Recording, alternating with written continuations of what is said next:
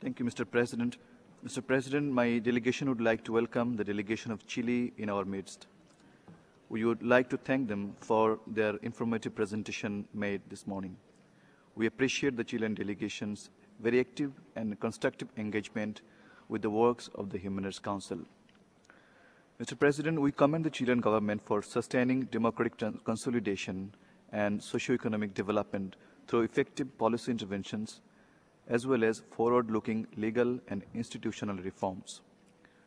However, the legacies of the military dictatorship still seem to overshadow certain areas in the political and legal systems.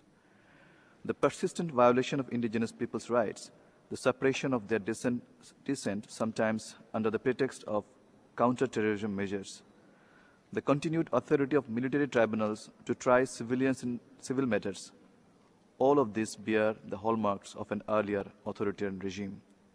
The national report admits some of these shortcomings, which we commend. Mr. President, my delegation would like to make the following recommendations. 1. Establish an independent Human Rights Commission in accordance with the Paris Principles to reinforce the government's commitment to the promotion and protection of human rights. 2.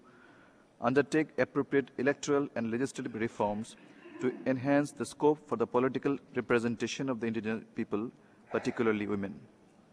3. Provide adequate policy and institutional support to address the marked disparities in the socio-economic indicators between the indigenous and non-indigenous populations. 4. Expedite the investigation and trial of the cases of gross human rights violations committed during the military dictatorship to ensure adequate compensation and reparations for the victims and their families. 5. Protect the right of families